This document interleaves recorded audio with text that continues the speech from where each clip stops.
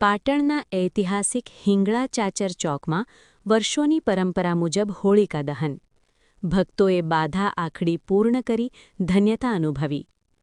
રંગો અને આસ્થાના પર્વ હોળીની પાટણ શહેરમાં પરંપરાગત રીતે ભક્તિમય માહોલમાં ઉજવણી કરવામાં આવી હતી.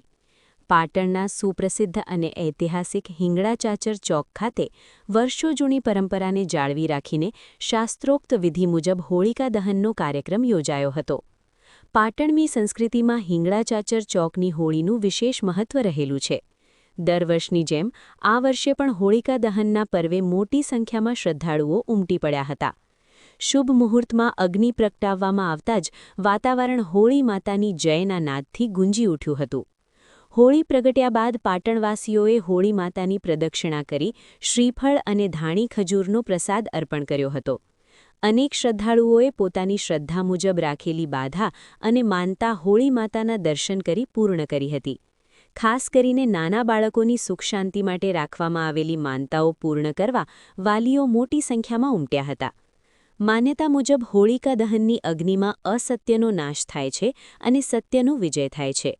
હિંગળા ચાચર ચોકમાં પ્રગટાવવામાં આવતી આ હોળી પાટણની એકતા અને પ્રાચીન પરંપરાનું પ્રતીક મનાય છે. મોડી રાત સુધી ભક્તોએ હોળીની પ્રદક્ષિણા કરી સુખ, શાંતિ અને સમૃદ્ધિની પ્રાર્થના કરી હતી. આ પ્રસંગે ભાવેશ મોદીએ હિંગળા ચાચર ચોકમાં વર્ષોની પરંપરા મુજબ હોળિકા શુભ મુહૂર્તમાં પ્રગટાવી વ્યાપારીઓના સાથ સહકારથી હોળીનો પર્વ મનાવવામાં આવ્યો હતો અને નાના બાળકોની ખાસ બાધા માનતા પૂર્ણ કરવામાં આવી હતી. રિપોર્ટ ઇકબાલ શાહ, આજ કા ભારત ન્યૂઝ, પાટણ.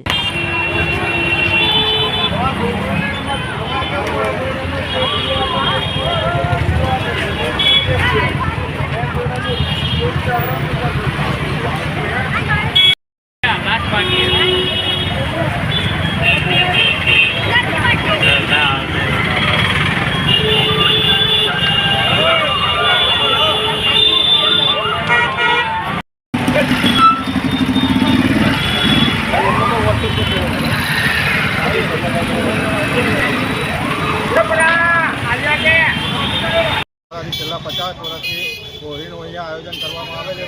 હિંગળા ચાચરના વેપારી મહામંડળના સાથ અને સહકારથી આ આયોજન કરવામાં આવે છે.